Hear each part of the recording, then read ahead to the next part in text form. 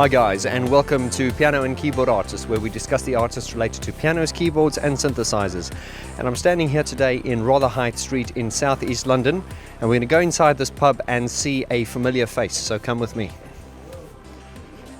Oh, Mr. Griffin. Oh, hello. Oh, this is rather a shock. Right. How are you, Brian? Pretty good. Just had a pint, so I feel even better. It's brilliant, yeah. Welcome to my pub. Not my pub, but the pub I come in. Great, and we've got two of your mates here today. We've got Jim. Bonjour. Jim and Fred. Hello. And guys, these are two what we call in England diamond geezers. And if you don't know what that means from abroad, it means like salt of the earth type characters that have grown up here and real sort of upstanding people in the community. And they're here today to help us, because Brian and I are going to show you the site where the Depeche Mode People Are People photo shoot took place. And Jim and Fred are going to take us down there, and we're going to go through some of the history of the area. So are we going to go, gentlemen? You ready to go? Yeah, we're ready. Let's go for it. Okay, so we're walking down Rotherhithe Street now. So Brian, can you remember more or less where this photo shoot took place? Well, I have to be honest. I've had to really engage with Fred and my friends Fred and Jimmy here to really figure out exactly where it was. Because as you probably know, it's like 33, 34 years ago or something. Can't have been long before it shut. You took them photos probably within a couple of years of the company going. It was not so long after that it went. So I know it was down here and round this bend here. This here was the rubbish, council rubbish, Sunderland Wharf, where they should tip the rubbish into the barges. This wall was never here. It's just an old wooden fence. Okay, so this was it was a Castrol GT. Was it a Castrol oil refinery where this photo shoot took place? Storage place. Storage. Fred, you know. I think it was called Dick's Wharf or Dicky Wharf or something like that, wasn't it, Jim? Yep. But that's Castrol's owned it. Oh, I see. Dicky Wharf. I'm only guessing. There was a name like that, wasn't it? I see. Okay, and how much further was it up the road? It's about another 250 metres. Ah, okay. On the left here, there was a little shop, Wally Williams' shop, and then it was a lead works from here to the fire station. That's the fire station in the distance there. That was Enthoven's Lead Works, the most smelly place in the world. Very good. They just broke up batteries and melted them down and all things like that. There's a lot of history around here, Fred, isn't there? Well, yeah, working history, not much. Most of it I tried to flatten. This road here, Jimmy remembers a little bit better than mine. This was original tarry blocks, but they burnt.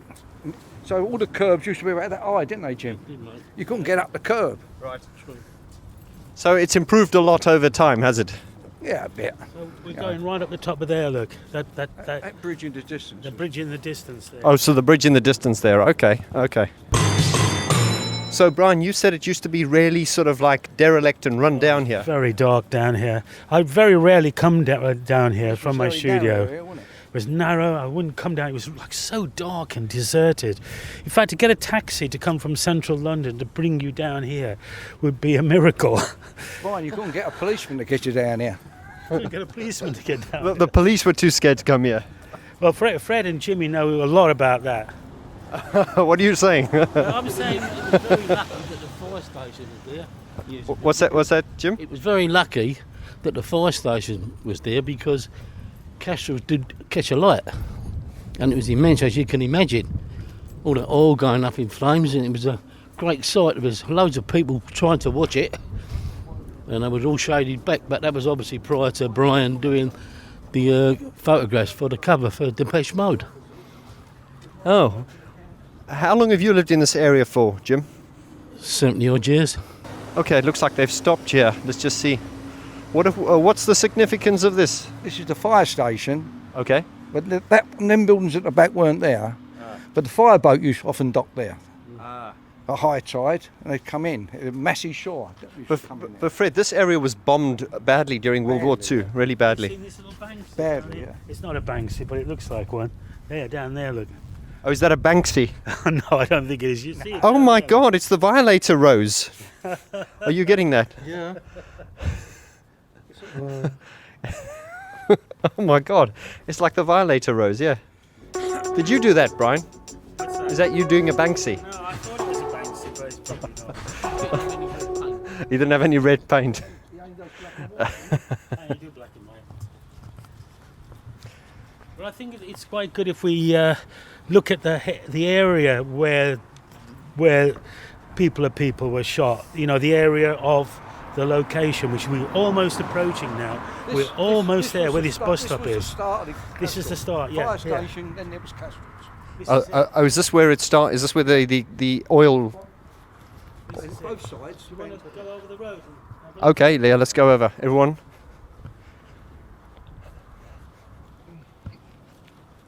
So this is, well, Fred and Jimmy know far more than me, but this is where I shot it, here. Obviously it was a Castrol oil storage depot then, but now you can see it's a bunch of horrible modern flats. Wow. Okay. So when did this go up? Tour guide. I would imagine late 80s. Yeah. The fire station shut down 90s nearly, when it got to 90s. Yeah. But that was started before. Okay, it's very interesting. It was a garage for a long while, wasn't it, the fire station? These had done car repairs and lorry repairs in there. Oh wow, so much history. Yeah. Brian, do you want to unveil the approval print there that you're holding? Yeah, sure. This is the This is so this is the approval poster print. This is the original, and this is the You're getting that, Lloyd? Yeah. And so this was filmed right over there. So you're getting that, Lloyd?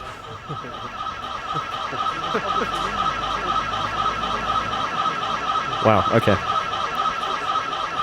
So this was inside, obviously. This was inside, so we could walk inside if you want, or you want to walk down the side. Wherever you think we Where should do you go. think it'd be best to have a look? The side is probably better. Other side. Okay. Okay.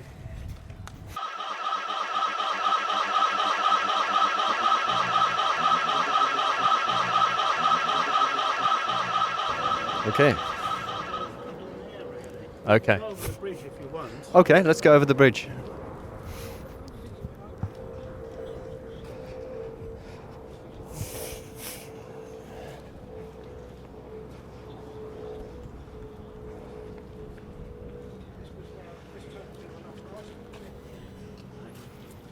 Yeah, so the location is over there. That's where the oil storage tanks were. Am I right in saying that, Fred? Yeah. This side was the rice mills. This side of this thing was the rice mills, and that was the oil place. Wow. You Interesting. can see the waters down there. Used to catch our eels in there. Catching seals. And this was, when was that photo taken? 1984, 85? Well, I think Black Celebration was that 86. Well, this was before Black Celebration. Help me out, Lloyd. That is a People Are People. This was the photo for the single, so it would have been about 84, 85, I should think. Yeah, going back a long way. Okay, we're going over the bridge now. So so this bridge has obviously been here for Well, years. this is modern. Is the bridge modern as well? This is all modern. Everything's modern now. The whole of where I chose to shoot People Are People has been completely taken away, and all this modern architecture, well, relatively modern architecture, has replaced it. As you can see, we're on the Thames here, and my studio is just up the road, so it's very convenient to walk down here with the band, really, which we'll go and have a look at my studio soon, but it's literally a 5-minute walk up the road. Absolutely. So That's probably why I chose it as well. You know. all convenient. So Brian was obviously based in Rotherhithe for most of his career, most of his professional career, really. So Brian, I think just as a sort of a closing shot, if I can get you to stand here with the two diamond geezers and just just display the there we go, just display that there. So I'll hold that. So yeah, there we go. Shall everyone smile? Thank you.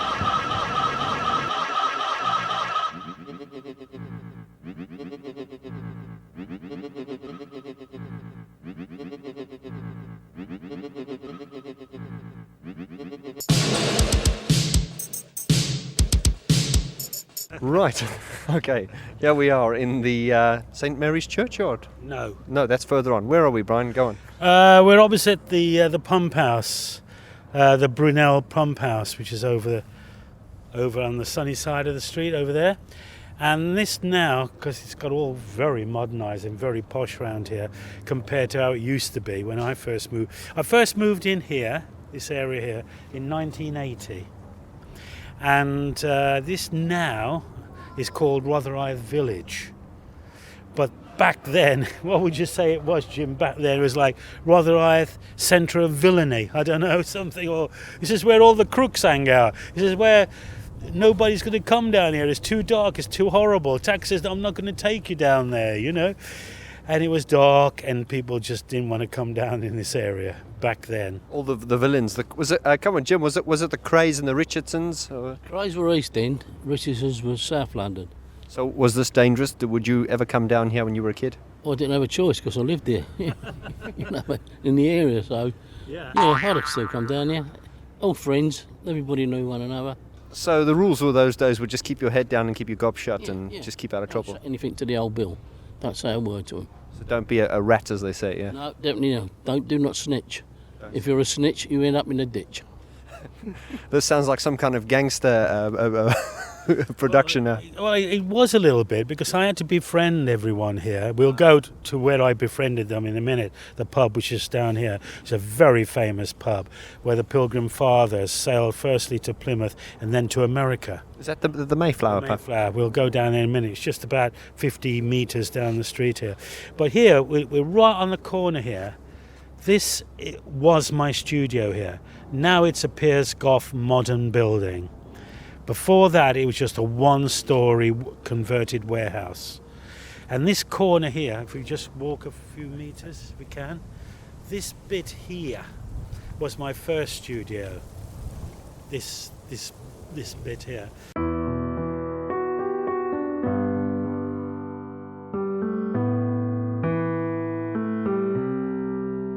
Obviously, there was just a window here, and you had to go into a courtyard, and you enter the studio, you know, not on the street here. You could do if you wanted.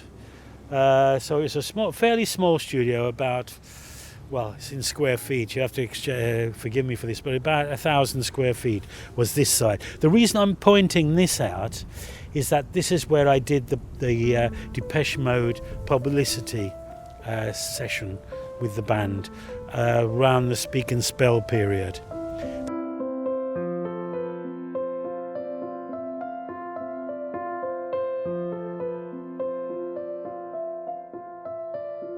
The band would still talk to me at that time, which is quite nice.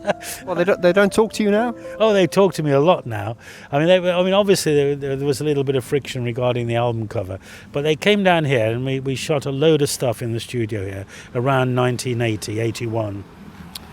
And then I moved further down the building, which is not relevant Depeche Mode-wise, into a much bigger studio, which is a few paces down the street there. But this was where my studio is, and it's quite a pleasant part of London. If you can just have a quick look here, it's quite nice. It's now called Rotherhithe Village. That's right. And how do you feel when you look at this and see it's been turned into flats? And that's what they do in London. They knock down historical things and turn them into flats. I don't know. It took a piece of history away. I don't think there'll be a blue plaque on the outside of this building.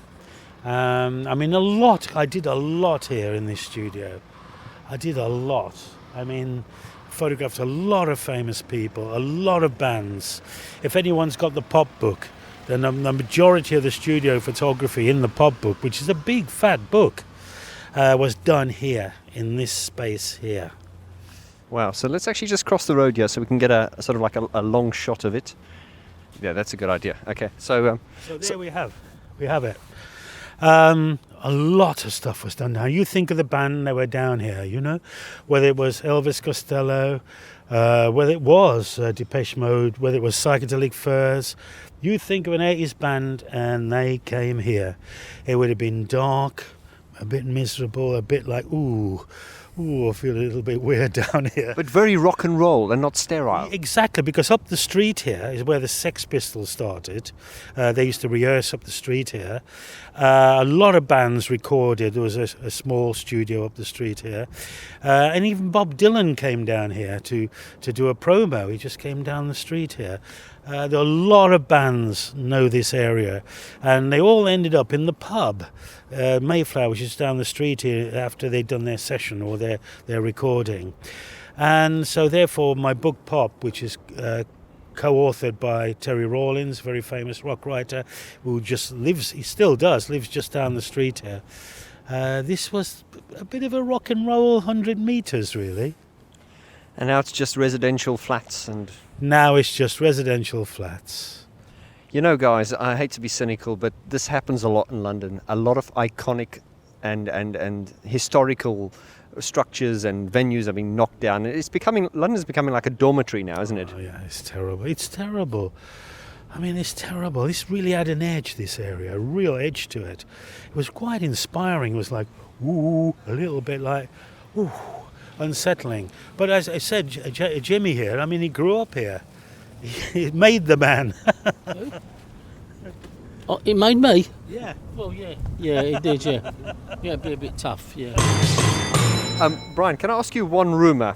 Is it true that you kicked the band Talk out of your studio? I did, yeah. I mean, they were just impossible. One of the great bands of the 80s. I mean, like, you know, is it Spirit of Eden? I can't remember now. That album was incredible. It is an incredible album, but I just couldn't work with them. They weren't the only ones I kicked out the studio. I kicked out a few, to be honest with you. And anybody would have done, you know. Because you've got a lot of patience, so for you to kick someone out must mean they've really crossed the line. Oh, yeah, it's just... I mean, obviously I wouldn't get paid, you know. I'd just throw away my fee by not completing the session. So it was quite a sacrifice as well. So you can imagine how bad it was. Cool. Okay, let's move on.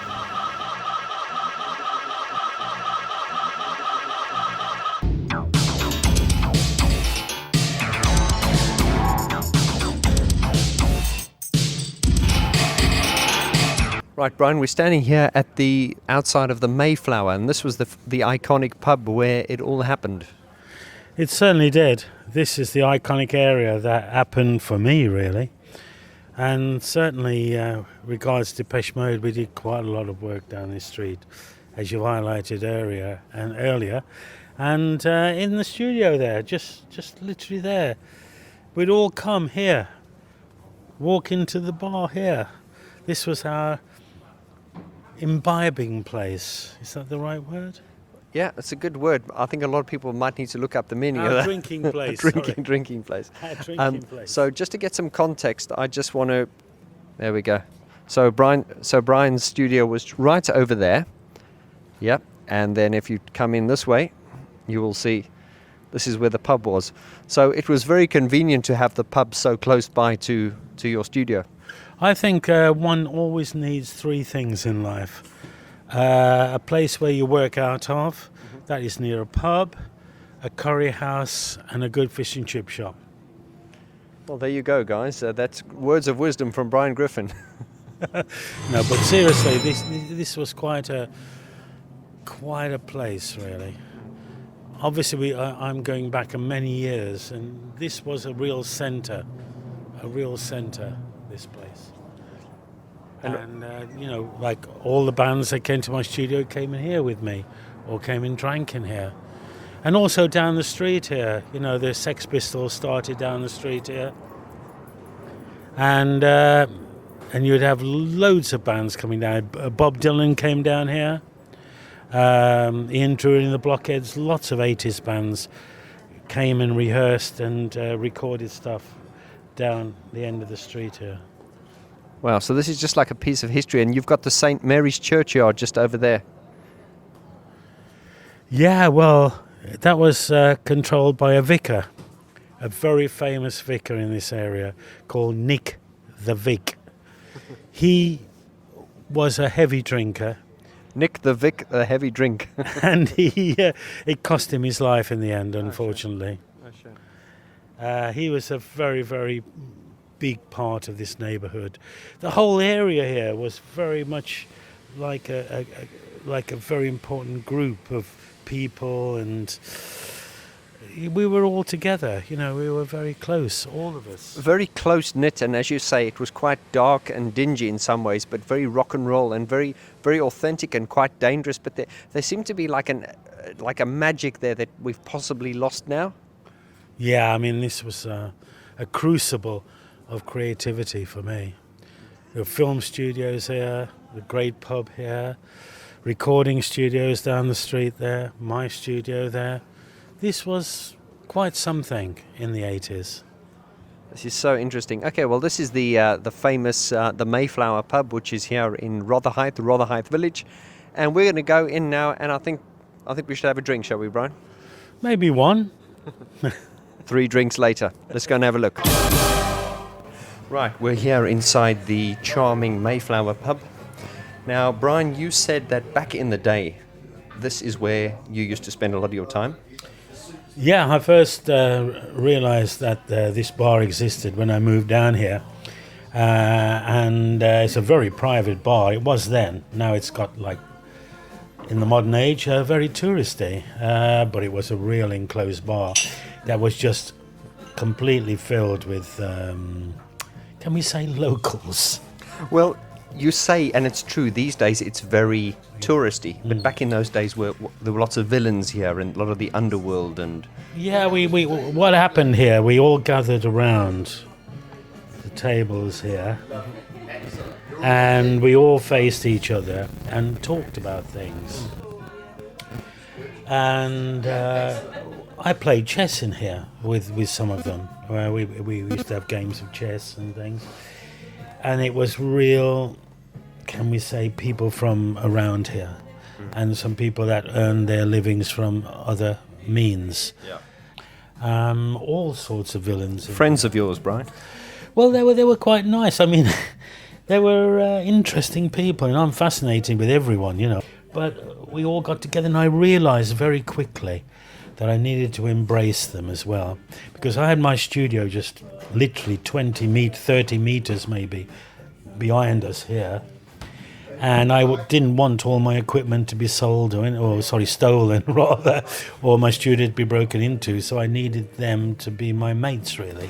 And it's interesting, you know. I don't want, as I said, we don't want to turn this into a sort of like a Danny Dyer gangster documentary, but it is interesting because although there was some of those people that some people used to refer to as the naughty boys, they did look after you and they did keep order and they kept discipline in the area, didn't they? Oh yeah, all sorts of things. I would, if they went to prison, their girlfriends would come in my studio, and I'd do photographs of their girlfriends so they could hang in their cells, you know. Wow. So they could see their girlfriends while they were in prison. Some of them cleaned my car, for instance. In return, they could take their family on a trip in my car. Some of them personally looked after me if I had to go to places where, you know, I needed somebody next to me. And also, they would ensure that my car or anything was not stolen or broken into. They were really protectors. They really treasured me and looked after me. And then, believe it or not, as the 80s progressed, I started using them in a lot of my photography as well. And a lot of my photo shoots have some of them in. Wow, that is so fascinating. And Brian, there were some fascinating characters that used to frequent this pub. Tell us about it. Can you speak about some of them? Yeah, I mean, there was a mixture of people. There would be us, mostly men, sitting around here. You could enter from the outside into here. And it was a very private bar. It was like had a door there which doesn't exist anymore. So we were really enclosed there. And we talked across the room here. There were people that earned their money from, can we say, less honest, or, well, they were regarded as being quite honest, but can we say... The business, yeah. From various elements of criminality. And then there was Flo, who sat over there in the total nude. She was a woman in her early 60s. Sorry, in the total nude? No clothes on. She was naked at the bar. She was naked at the bar, and she worked for the Guardian. She was a journalist, so they were all quite well-educated A naked people. Guardian for the journalists. A Guardian from the Guardian news. Sorry, she worked on the Guardian newspaper, And she was a journalist. and she was a journalist, and she always her thing was to just sit in the nude over against the bar. Like stark naked. Absolutely, yeah. A lot like Martin Gore when he sang his song for Somebody. You heard that story when Alan Wilder said how he took all his clothes off to record the vocals to Somebody. I don't know and that. you do like the song Somebody. I do, yeah. It's one of their best ever songs, definitely. So Martin, if you're watching this, there's a woman called Flo who likes to roll like you do. Anyway, so this was yeah, go on. So this was a real. I come from the Black Country, which is a very working class area. Yeah. Down here, the docks had closed, Yeah. which is a very working class area here, full of dockers, full of docks, the biggest docks in the world at one point in time. So it was a very similar type of people to the area where I grew up. So Yeah. I felt very comfortable and very at home here. I felt I could really get some good work done. And all the bands used to come in here. Where if I was working with a band, they would come in here after the shoot, say early evening or whatever, and they would have beer here and they'd sit down here with us, whoever they were. I can't say Depeche Mode sat in there. They might have done, but I cannot actually say they did. But this, as you say, you spent a lot of your time in this pub. Well, yeah, because my studio was two doors down, so all I had to do is walk sort of like 3 minutes, 2 minutes, and I was in the pub here. And it was the place to be because all the local people came in here. But unfortunately, towards the end of the 80s, they banned everybody coming in here because they wanted to change the clientele. So no longer did this bar flourish and was full of these amazing characters. We talked about that earlier when we were down the street there, Brian, how we talked about, and I say again, how a lot of, we see it across London, how a lot of sort of iconic pubs are being closed down, iconic structures, venues, things like the Astoria in central London, they've been closed down and turned into hotels, blocks of flats. We're losing the heritage and what makes this place so rich, I feel. Well, yeah, I mean, it's all slightly going everywhere, isn't it? I mean, fortunately, this pub has retained quite a bit of it, of what it was like. I mean, obviously, a lot of these paintings here never existed. It's all been done because we have to remember that the Pilgrim Fathers, or the Mayflower, the ship that the Pilgrim Fathers sailed into America, and sailed from here. And this is the only pub in Britain where you can still buy American postage stamps and English postage stamps, and the post office is just at the end of the bar. So fascinating. And my American subscribers, hello to you there. They are so fascinated. The Americans are always so fascinated by Britain and its history because we're kind of bound by blood. But there is, I think America being a new and a young country, the Americans are always fascinated by the history of Britain and what we have here. Yeah, well, tons and tons of them come here. It's one of the places for them to come because this is sort of where their country began, or part of their country began, Absolutely. And Brian, we were talking about the plaques on the back of this bench here. For instance, he has one that says Russell Twyman, 1961 to 1994. And you said you knew him? I knew him. I can't remember how he died, but he died very young, as you can probably see. I can see 1961 to 1994. What's that, 33 years? Yes, yeah, he was very young. He was a very interesting man. But I think he had an accident, a really bad accident. I don't think it was through an illness. Do you think your name would ever end up on the bench here, Brian? I think it should. No. They don't know me here now as new owners and everything. I mean, I'm further down the street, as you know, where we started this film. That's my manor now. That's where the ones who always come.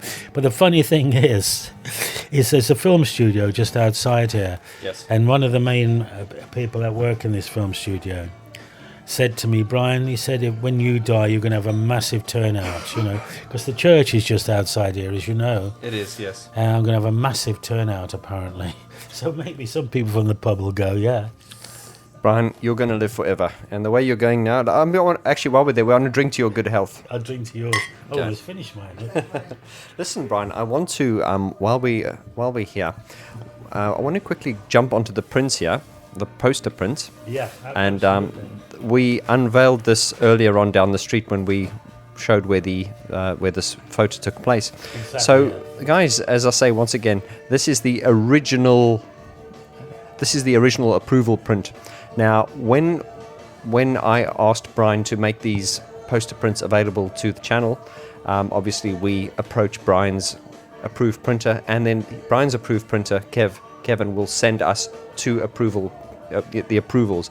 Then basically what that is for Brian to have a look at and approve whether we go ahead or not. I'm happy to say that Brian has approved to go ahead with it.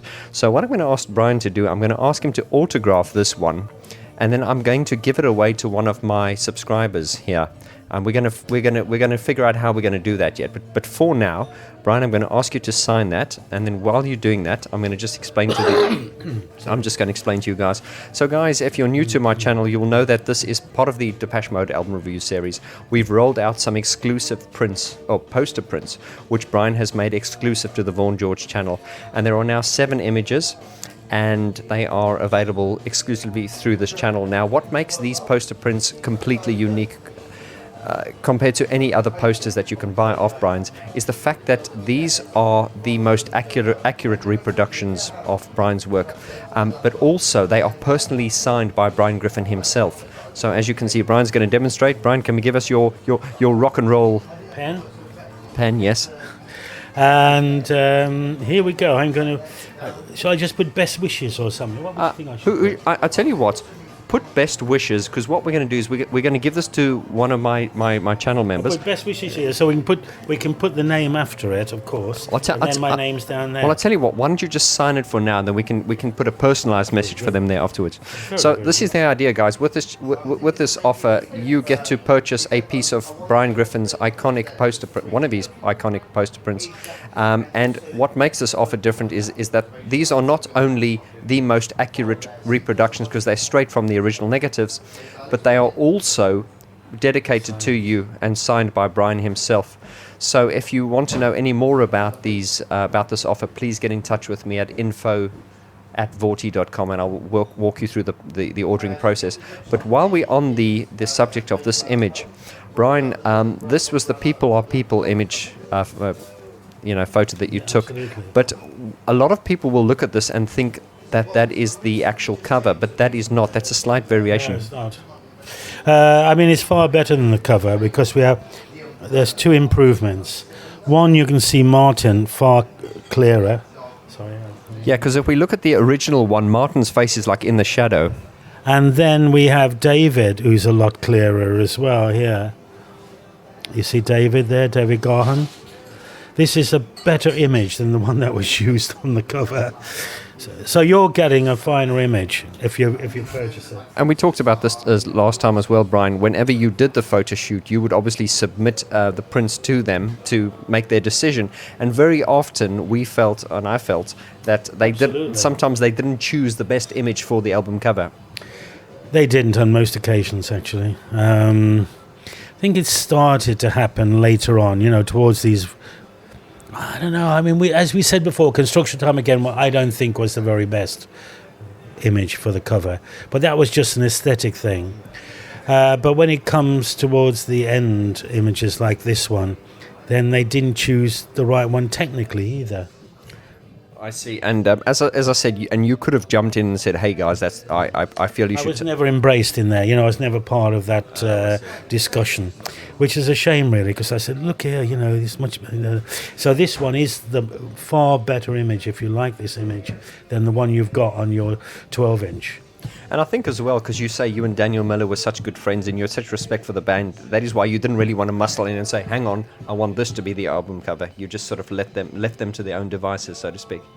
I think Daniel was a very good man, and he probably listened to Martin Atkins because he thought maybe, well, Martin is the designer of the cover, so he must choose the image that goes on it. So he was happy generally with all the images probably, and he just let Martin Atkins choose the image for the cover. I don't know if Martin actually designed this sleeve. I have not looked at the credits. But he would have asked the designer anyway to have to choose the photograph. Very interesting. And guys, as I say, I'm going to be soon rolling out the Black Celebration album review series, which is going to be an in-depth 4-part series. And all the rest of the album review series are available on my channel. And if you look through the history, you will see I've interviewed Brian on all the other album covers as well. But we're looking very forward to the Black Celebration album review series and the interview with Brian. And a little bit sad because that means it comes to the end of the Brian Griffin artwork series. But don't worry, we're going to be getting him on the channel for a lot more in-depth. There's so much more this man can talk about. Brian, I've really enjoyed this little chat, and I'm so grateful for your time as always. And you've been so gracious with your time, and the people on the channel, are so happy to have you on the channel that that some people are saying, "Oh no, don't get rid of Brian." So don't worry, you'll see Brian a lot because there is so much to talk about. John Fox and so many different things. Oh yeah, absolutely, and most of it was done here in Rotherhithe, just next door, and this is where we came after the shoots. Well, guys, if you want to check out a nice pub, it's the Mayflower in Rotherhithe. Iconic, and really, I just love the way they've kept it in this old, authentic way. Listen, Mr. Griffin, Brian, I want to thank you so much for your time. And to the channel members, I want to thank you. Leave your comments below. Reach out to us. Reach out to Brian. Send your regards. We send ours. And thank you always. Hit that subscribe button. And Brian and I will see you soon on the Black Celebration series, which is coming soon. Brian, I'd like to shake your hand. And let's have a toast to all our subscribers and all across the world. Lots of love to you from the Mayflower Pub in Rotherhithe. We'll see you soon. Bye-bye.